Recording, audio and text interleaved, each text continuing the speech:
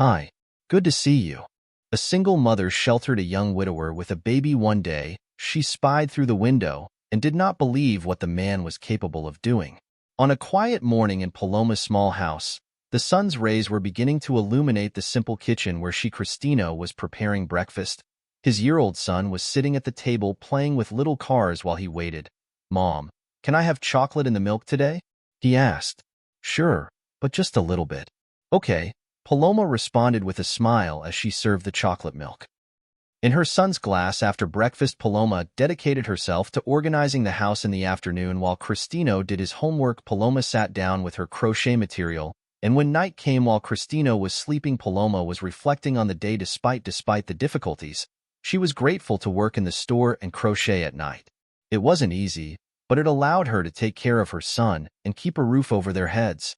"We are together, and that's what matters," she thought, looking into the small room where Cristino slept peacefully. That was his weekend routine when he worried more about his house, his son, and his crochet sales during the week. The routine was a whirlwind of activities from dawn to dusk. Cristino spent the day at school absorbing the news with the curiosity and enthusiasm typical of her age. The work as a salesperson was not easy. The hours were long, and the customers were not always patient, but every smile, every gesture of gratitude made Paloma feel that somehow it was making a difference.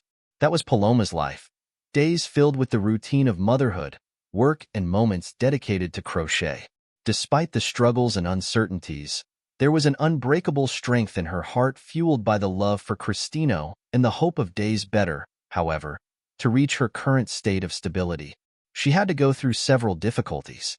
The lowest point of her life occurred because of a man with whom Mauricio had fallen in love. Mauricio, Paloma's ex-husband, was a man who had proven to be very different from what she imagined when they fell in love during their courtship.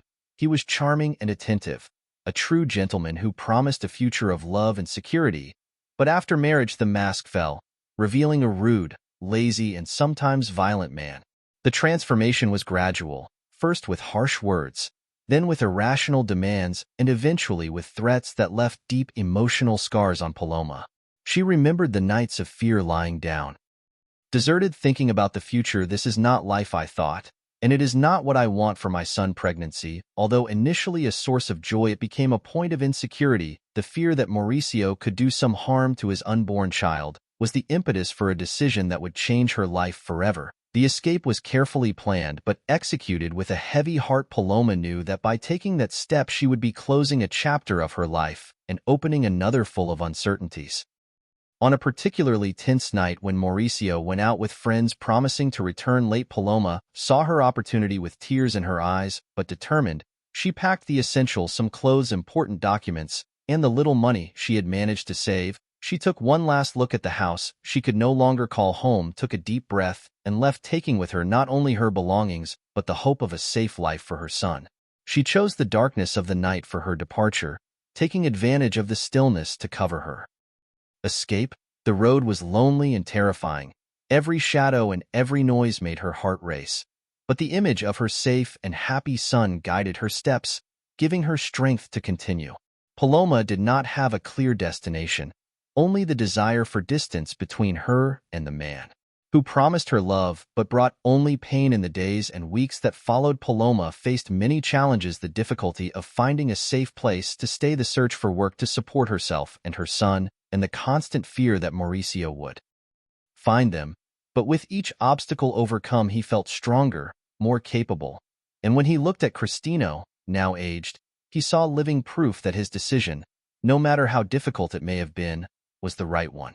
The escape marked the beginning of a new life for Paloma and Cristino, a life built with love, resilience, and the determination to never look back. However, this routine of stability was about to be interrupted. One night, Paloma's house was full of laughter and toys scattered around the living room. Cristino, with his inexhaustible energy, ran from one place to another, inventing stories for his plastic superheroes.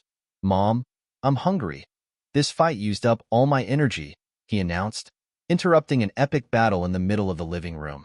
Paloma smiled, her attention diverted from the dishes she was washing in the kitchen to attend to his son's request. "I'm going to prepare something delicious for you now. You can leave it," he responded, But it was then when he remembered the garbage accumulated in the kitchen. Cristino plays, "Just a little more, Mom is coming back to make your food," he said, taking the garbage bag as she left the house. The coolness of the night enveloped her, a welcome contrast to the heat of the kitchen. The calm of the night was a familiar comfort, but something unexpected caught her attention. From the other side of the sidewalk, under the faint glow on a light post, stood a young man with a baby in his arms. He seemed lost. His eyes swept the environment with a mixture of confusion and desperation.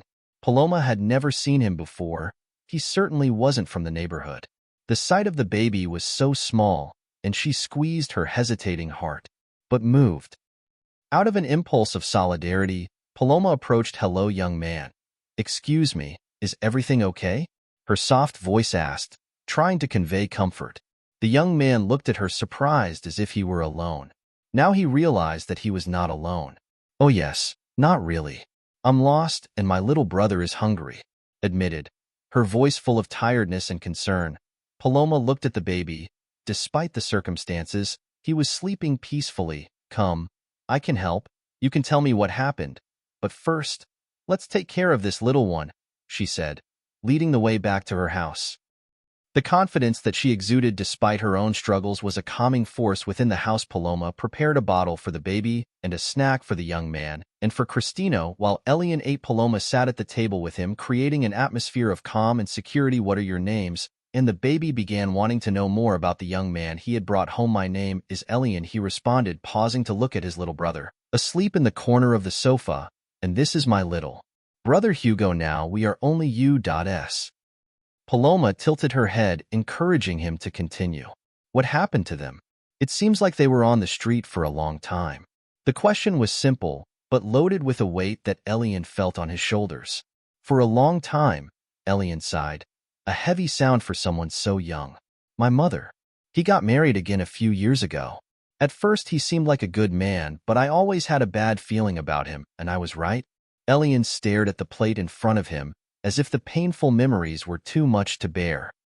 Confront. After they got married, he changed, or maybe he just showed who he really was. He became violent, always yelling and threatening my mother and me. Elian's voice shook slightly, but he continued the need to share his story, overcoming the fear. "When my mother became pregnant with Hugo, I thought things could get better, but they only got worse. He didn't want another child, and after Hugo was born, things became unbearable. I had to do something. I couldn't let Hugo grow up in that environment and be affected by it. As I was, there was a determination in his eyes, a strength that came from the need to protect his brother at any cost. So one night while my mother and he were fighting, I took Hugo and ran away." Paloma listened with a heavy heart to Elian's story, echoing painfully with her own. She knew well the fear and bravery that comes with making the decision to flee to protect someone you love. "You did the right thing, Elian. Hugo, she is lucky to have a brother like you. I went through something similar, and I understand your difficulty." Elian looked at Paloma, finding in her eyes not only understanding but also a silent promise of help. "I just want him to have a better opportunity than the one I had," he muttered almost to himself. "He will," Paloma stated with a conviction that she herself felt herself getting stronger. "I will help as much as I can. I don't have much, but I have enough to be able to help." At that moment, an invisible bond was formed between them, united by shared experiences and by the determination to build a future better for the children in his care. Elian, still digesting Paloma's generosity, couldn't help but express his gratitude. "I don't know how to thank you. You are doing more for us than anyone has done in a long time," he said, sincerity shining in his eyes. It was at that moment of shared vulnerability where a friendship began to blossom. Talking about their experiences not only brought them closer, but also offered a glimpse of hope to Elian, who until then had felt alone in his struggle. "I am determined to find a job to build a life for us here," Elian shared, reflecting on his next step now that he had found a safe place for them. Paloma, his own needs, and the offer he could make. "He saw an opportunity for both of us, could use some help around here." He cautiously suggested, "You could help me with the cleaning and take care of Cristino while I'm at work. I can't offer much, but I could help you with something until you find a better job." Elian quickly accepted. "I accept. It will be an honor to help. And also a way to thank you for everything you are doing for others." The gratitude in his voice was palpable, and the job offer was not only an opportunity for him to support his brother, but also a chance to repay Paloma's kindness in this way. So with his new caregiver, Cristino began attending school only in the morning period, allowing Paloma to save on the full monthly payment, and at the same time giving Elian the opportunity to work and contribute to the house with Elle's constant presence. Brought a new dynamic to the family routine, with him taking on the responsibility of keeping the house in order, taking care of meals, and the biggest challenge of all, managing Cristino's endless energy and Hugo's needs. Elian struggled to maintain a positive attitude in the face of household chores and childcare. Washing clothes, sweeping the floor, and ensuring that the dishes were always clean became essential parts of her daily life. In addition, she prepared lunch and took care of Cristino after he went to school and made sure that Hugo was well fed and comfortable. Although he found joy in the children's smiles and laughter, he could not deny the tiredness he felt at the end of the day. Cristino, with his 6 years of pure energy, did not make Elian's work any easier. Boy, he had a strong personality and a tendency towards stubbornness that often tested the patience of his new guardian. Elian, although he strove to be a good role model and caregiver, sometimes struggled to maintain order and calm. Elian constantly tried to impose limits, but Cristino frequently broke things, made things dirty and messy, and when Paloma came home, he not only scolded Cristino but also Elian on all occasions. Paloma scolded him for the lack of care and responsibility, and he tried to apologize. "Paloma, I'm so sorry. I really don't know how this happened," Elian began, his voice full of remorse, trying to explain the situation by describing how Cristino had experimented with painting without his permission while he was busy taking care of Hugo. 7. With every word, I hoped Paloma would understand that it had been an accident, a moment of carelessness that anyone could have. Paloma listened, but her frustration didn't subside. "I trusted you to take care of the house and Cristino. I know he can be challenging, but I hoped you could handle it," she said, tiredness and disappointment weighing on every word. Although he understood the challenges of caring for 2 children, the sight of his ruined living room was too much to ignore. Elian accepted the reprimand, knowing that he was somehow responsible. He felt the weight of the trust that Paloma had placed in him, and since somehow he had failed, "I promise that this will not be repeated. I will be more attentive, and I will ensure that Cristino understands the rules of the house," he promised, determined not to let a mistake ruin the trust that had been built between. Paloma, seeing the sincerity in his eyes, sighed deeply, allowing the initial anger to give way to understanding. She knew that accidents happen and that Elian was doing the best he could in a challenging situation. "Okay, we will clean this up together, and we will think about how to make Cristino understand the seriousness of his act." He finally agreed to calm down completely, and therefore there was a particularly difficult day that afternoon. The house seemed like a battlefield for Elian, who was struggling to keep everything under control. Hugo, the baby, had chosen just that day to test his brother's patience with a shrill cry. Elian, trying to remain calm, deduced that hunger was the cause of the little one's discomfort, and he started to heat the milk. While the milk was heating, Elian ran between the kitchen and the patio, watching the clothes on the clothesline. The sky darkened, foreshadowing the rain that would soon fall, and he knew that he needed to act quickly to save the clothes from being wet. It was a constant juggle to divide his attention between housework and taking care of the children. Cristino, oblivious to the tension that was floating in the air, found in that tumultuous moment the perfect opportunity to turn the living room into an improvised soccer field, the ball thrown with more force than expected. Necessary, he found his target not in the wall, but in the lamp that crashed upon impact, scattering pieces of glass on the floor. The roar immediately captured Elian's attention, who, overcome with a mixture of concern and frustration, ran towards the living room. "Cristino, are you okay?" examined him. To the child for cuts or wounds, relieved to find the child unharmed. However, concern quickly gave way to irritation. "How many times have I said not to play with the ball inside the house? Look what you did." The reprimand was interrupted by the sudden reminder of the milk on the stove. "The milk, my God!" Elian exclaimed, running back to the kitchen, fearing the worst. Luckily, he arrived in time to avoid a bigger disaster by putting out the fire before the milk spilled. Taking a deep breath, he tried to regain control of the situation, his mind turning to find a solution to the chaos established. Cristino, realizing the seriousness of his mistake, lowered his head, guilty. He knew the rules, but the temptation to turn the room into a play space had been too strong to resist. "I'm sorry," Eli murmured, his small, regretful voice. Elian, returning to the living room after making sure the stove was off and the milk was safe, he found himself before an embarrassed Cristino and a Hugo still crying. The weight of the responsibility added to the exhaustion and stress of the moment pressed on his shoulders. However, he knew he needed to stay calm. It was the adult there who was responsible. "Let's clean up this mess," he said, more to himself. Then to Cristino, "and next time, remember, not inside the house." Elian carefully began to pick up the pieces of glass scattered on the living room floor. Each movement was careful, avoiding cuts and ensuring that no fragments were left behind, a danger to Cristino's bare feet. The broken lamp was not just a physical disorder, but also a symbol of the chaos that seemed to have set in that day. As he concentrated on cleaning up, the sound of lightning cut the silence, followed by the immediate pounding of rain against the windows. Elian's heart sank. The clothes in one quick movement, he threw the pieces of glass in the trash and ran outside, hoping to save the clothes hanging on the clothesline before the rain soaked them completely. The rain fell fiercely, every drop as a reminder of the skills that Elian carried.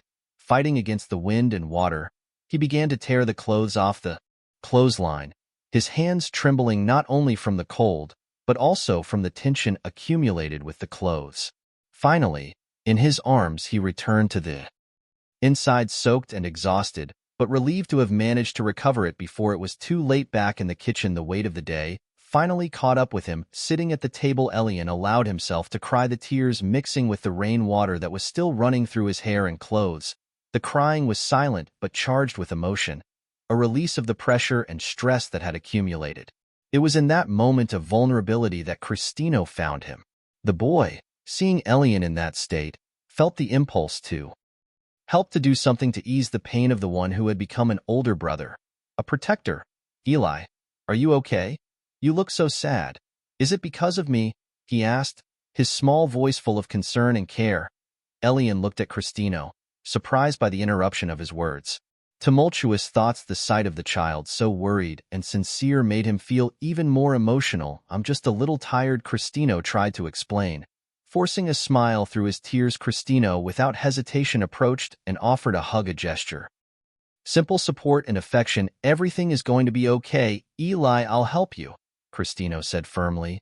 That moment of unexpected comfort was a turning point for Elian. He realized that despite the overwhelming responsibility, Cristino's strength and compassion were not alone. Even if he was just a child, they were a reminder that kindness and support can come from the most unlikely sources. Wiping away tears, Elian hugged Cristino back, to grateful for having found a family in the midst of the chaos of his life.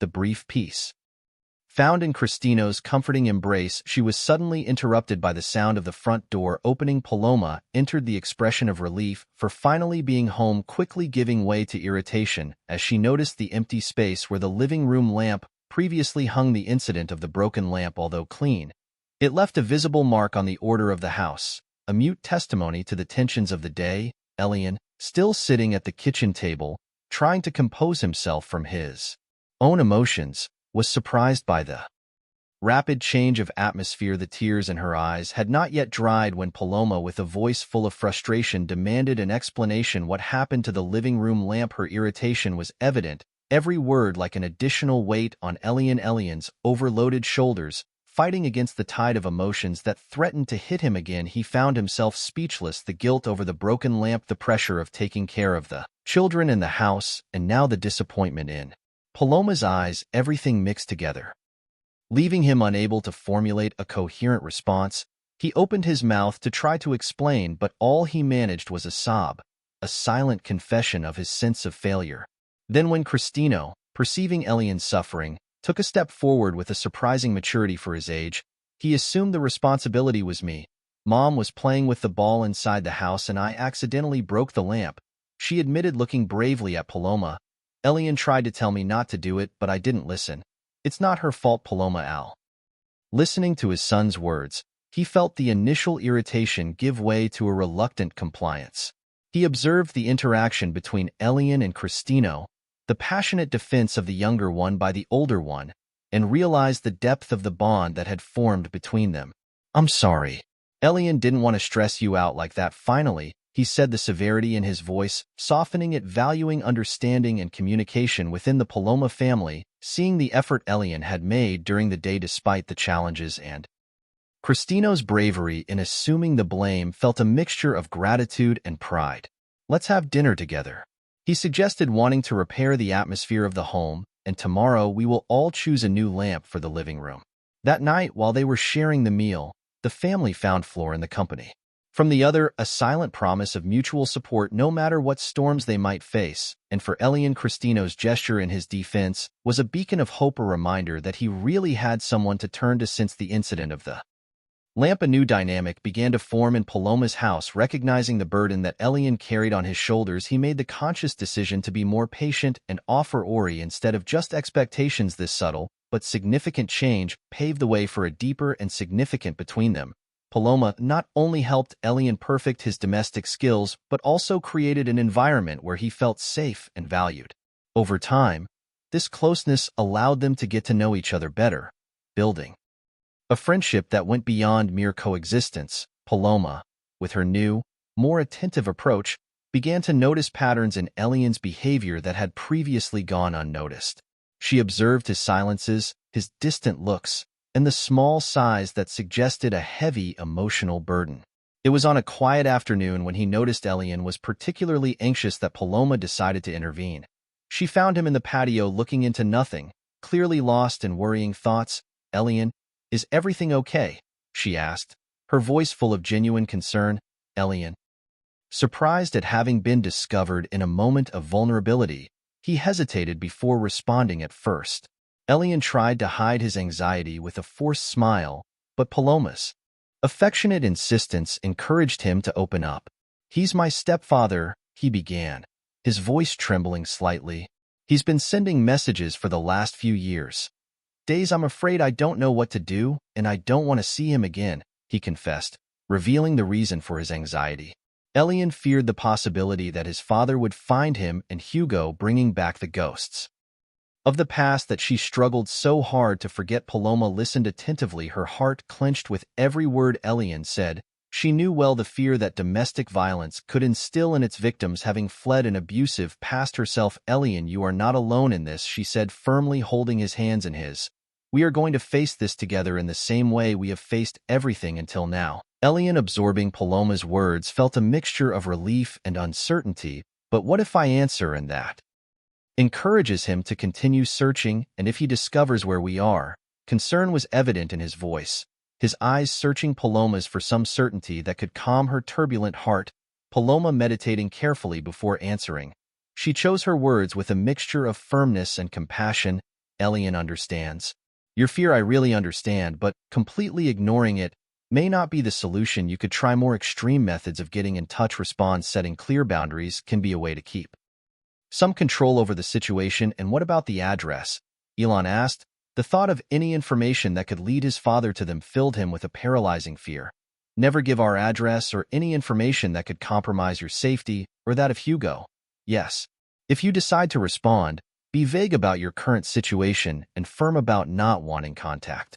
It is important to make it clear that you are fine, but you prefer to keep your distance," Paloma advised, conveying not only guidance but also a promise of support no matter what happens. Was inspired by Paloma's bravery and wisdom, Elian felt a glimpse of hope. Night fell on the house, bringing with it a calm that he had not felt in a long time. He wrote a response, each word loaded with the weight of years of silence and fear, but also with the strength he had found in his new family. "I am fine, but I prefer to keep my life private. Please respect my desire for distance." Sending the message was an act of bravery, a step towards reaffirmation of his autonomy and security. In the following days, Elian looked at his phone with a mixture of anxiety and resolution. The initial tension gave way to a cautious calm, while life in Paloma's house resumed its normal course. Paloma, observing Elian with an attentive gaze and protective, she felt more determined than ever to protect the precious family they had formed against any storm that might arise. However, the temporary peace that Elian had found was interrupted by the sound of a new message reaching her cell phone. This time it was not a text but an audio. With her heart in her mouth, she listened to it, and her mother's very tearful voice filled the silence of the room. She cried, her voice broken by desperation, imploring for any sign of her whereabouts. Elian, please, my son alone. I need to know that you are okay. Tell me where you are, please, he sobbed in the audio, his words like stabs in Elian's heart. Elian's reaction was immediate. The cell phone slipped from his trembling hands, and he felt the ground. His mother's voice disappeared under his feet, so full of pain and fear. It revived in his chest, a mixture of emotions that he thought he had left behind for a moment.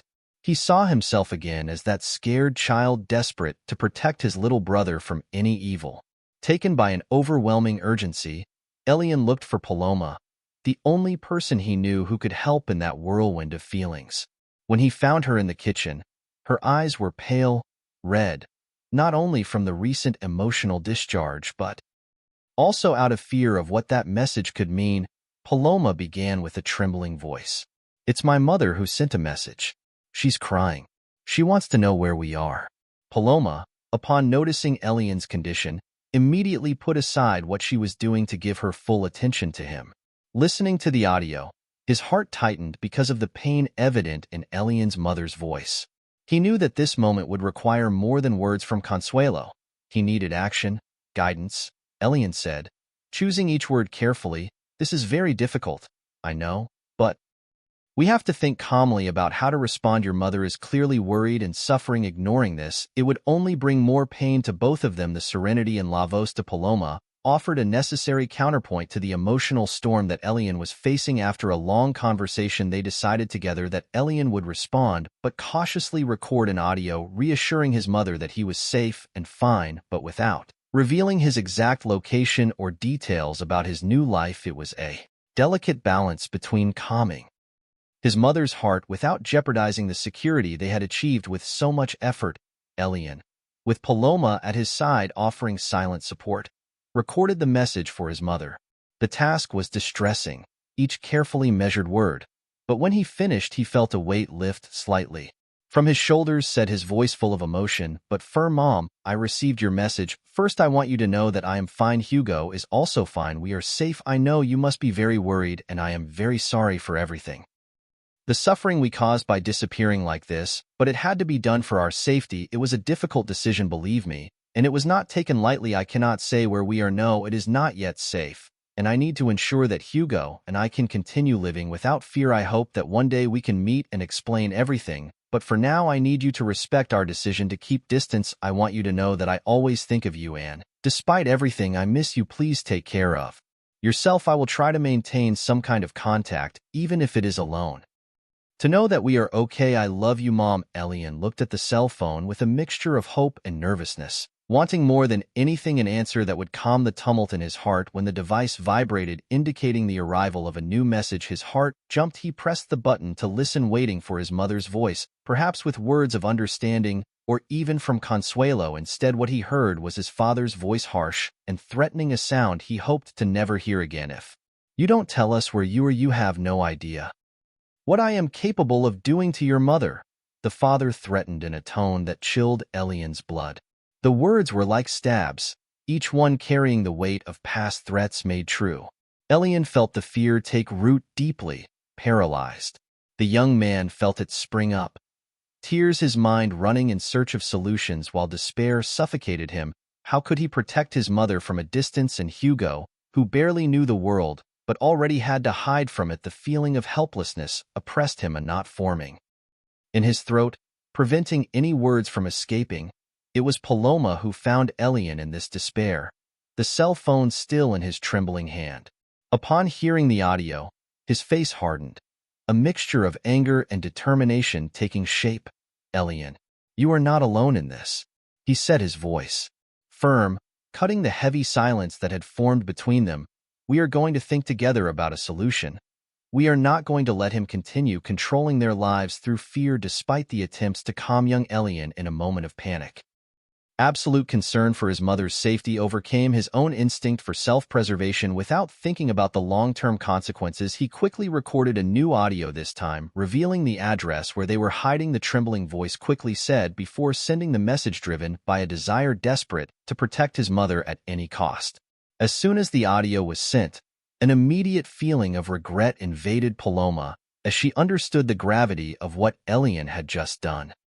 Du felt a wave of worry overwhelm his being. Elian, that was a bad idea, he said. The look of desperation on Elian's face confirmed his fear. He had given in to the pressure, putting not only his safety at risk, but also Hugo's and hers. The silence that followed was filled with tension. Paloma knew they needed to act quickly. "We need to prepare. I will contact some trusted people. We can find a safe place to stay for a while," she said, her voice full of determination. The fear had subsided, transformed into action. It was time to protect his family at all costs. Elian, although still stunned by fear and guilt, he knew that Paloma was right. The mistake made in a moment of panic could not be undone, but there was still time to minimize the damage. United by a sense of urgency, they began to plan their next steps, ready to face the consequences of their decision and fight for the safety and well-being of their makeshift family. They ran through the house, collecting clothes, important documents, and anything else they might need in the coming days. The plan was simple: to find temporary shelter in a hotel, far enough away to ensure their safety, while Paloma thought about someone she trusted who could shelter them for a while. Elian, still shaken by the recent threat and its response impulsive,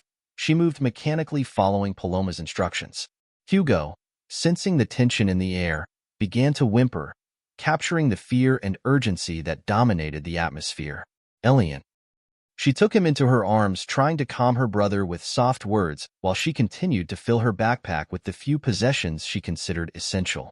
Meanwhile, Paloma went to the kitchen to prepare some quick snacks, something they could eat during the escape. While she put the sandwiches in a thermal bag, his gaze involuntarily shifted towards the window, a common habit, in search of a brief moment of peace, looking towards the patio where Cristino used to play.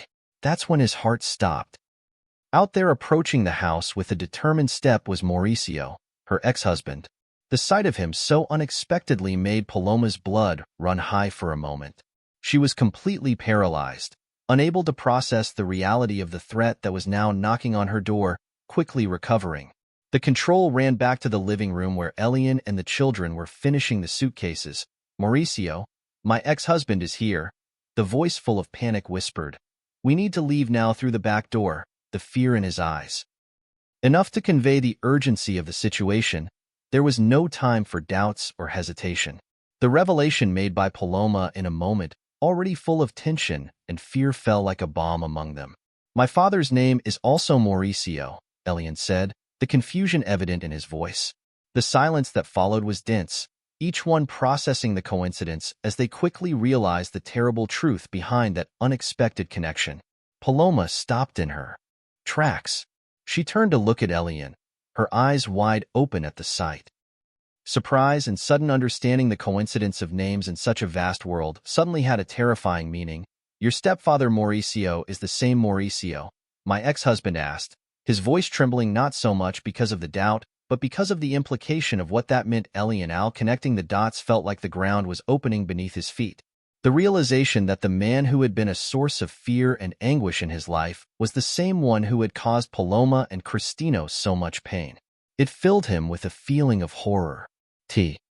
"I swear to God, I had no idea about this," he managed to say the words, the bitter irony of this discovery barely coming out between trembling lips. "Leave aside for now the implications of this shocking discovery. We have to go now," Paloma insisted, determined to protect her newfound family by strengthening her voice. She knew they would have to face the consequences of this discovery later. The important thing at that moment was to ensure everyone's safety. Elian, although shocked, nodded his head in agreement. The complexity of their relationships, now intertwined in such an unexpected and painful way, would have to be untangled at another time, with Hugo still in his arms, Paloma, Cristino at his side as they moved quickly towards the back exit.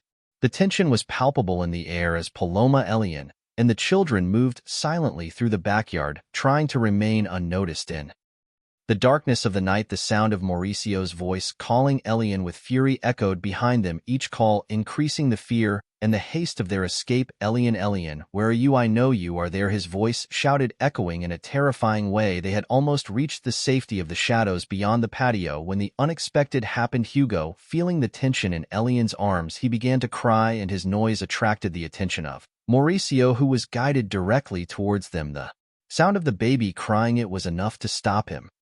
Attract the attention of Mauricio, who quickly surrounded the house following the origin of the sound. When Mauricio finally spotted them, the shock was mutual. Paloma and Elian stopped abruptly, as if they had been frozen in time. The surprise on Mauricio's face was evident. He did not expect to find his ex-wife, much less in the company of Elian and the children. What? Paloma exclaimed, almost incredulous when he saw his ex-wife, the shock momentarily softening his fury. Mauricio, began Paloma, his trembling voice marked. Out of surprise and fear, she held Cristino's hand tightly, an instinctive attempt to protect her son from any harm that could come. Mauricio, please don't do anything you might regret, she said, trying to keep her voice firm. Mauricio, for his part, he seemed equally stunned, his gaze oscillating between Paloma and Elian, trying to assimilate the scene before him. Paloma, what are you doing here and with Elian?